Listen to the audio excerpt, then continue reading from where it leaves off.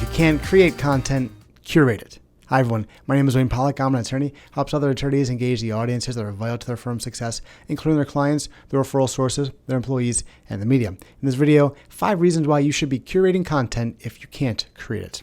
As you could have guessed by the way I make my living, by the company I founded, and by the content that I publish, I'm a big believer in content marketing and thought leadership marketing for lawyers and law firms. I think it is the key way for law firms and their lawyers to build their practices, to build their prominence, and fuel their marketing and business development efforts. But sometimes lawyers are too busy to be writing the kinds of blog posts and bylined articles and producing podcasts and videos that help them demonstrate their authority and their knowledge as leaders in their legal practices. When that is the case, lawyers and their firms should consider curating content and not just relying on original creation of content to do that authority building and to get out in front of current and prospective clients and referral sources.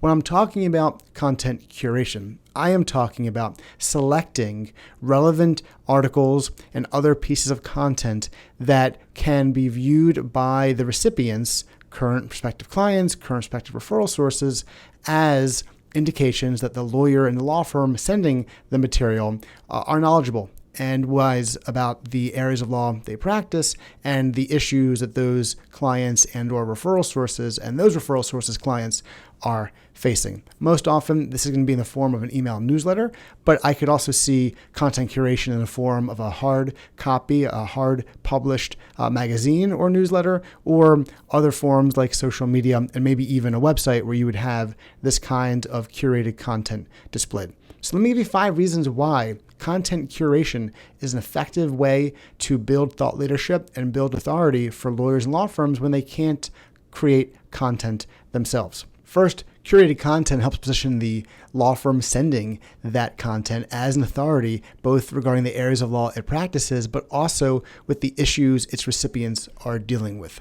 If you've got a construction industry client or a biopharmaceutical industry client, and you're sending them content concerning what's going on in their industry, both on a legal perspective and from a business perspective, you are showing that you're knowledgeable about all the factors that might come into play when they have a legal issue, when they're dealing with a legal issue that could impact their business. And of course, if you are throwing in some societal trends such as the Great Resignation or other things that your clients might appreciate knowing, it might not benefit them from a legal perspective, but it might make them a better business person, a better human being based on the content. Now, suddenly you're providing more insights that can help them be better at their job and perhaps better human beings, and they will surely be appreciative of that. Second, curated content is less time intensive to create. You are not spending 5, 6, 7 hours sitting down and writing a blog post or bylined article. Instead, you're going to be spending less time pulling the articles and then drafting the paragraph or so introduction that explains why the piece of content is relevant to the audience. And even there, you could delegate a bunch of this work. You could have someone who is always monitoring 10, 15, 20 different media outlets or other online sources of information, and then they pull for you a number of potentially interesting articles, and then you could call that, let's say, 10 or 15 articles down to the 5 or 7 you're going to ultimately include in your piece of curated content, which helps save you time. And of course, you can delegate to your colleagues the creation of, let's say, the email newsletter, and they can worry about the fonts and design and images. You just have to worry about which articles are going to be included and the introductory paragraphs that are going to introduce the news items and explain their relevance. Third, curating content automatically forces you to stay informed of what's going on in the legal world, in the business world, and in the worlds within which your clients exist. Sometimes lawyers get their nose to the grindstone and they are focused on what's happening in their client matters and not really taking a look at the world at large. But when you're curating content, you have to take a step back. You have to see what's going on in the world, and that could help you stay informed, which will obviously lead to a number of benefits, both with your particular clients and life generally.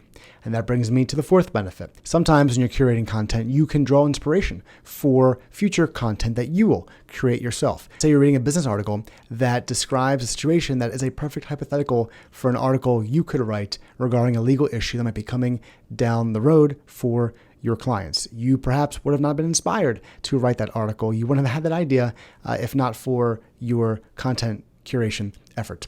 And finally, the fifth reason is because you could build relationships with the people whose content you are curating and redistributing. You can imagine if you tend to include a particular reporter's stories frequently, well, perhaps it's worthwhile to reach out to that person and say, hey, I have been including your articles in my curated email newsletter that goes out to my construction clients. And I have to say that I find your work interesting. And just so you know, I'm a lawyer who handles construction defect cases and other construction litigation. And if you ever have a question about some legal issue or you're looking for ideas or trends, please reach out to me.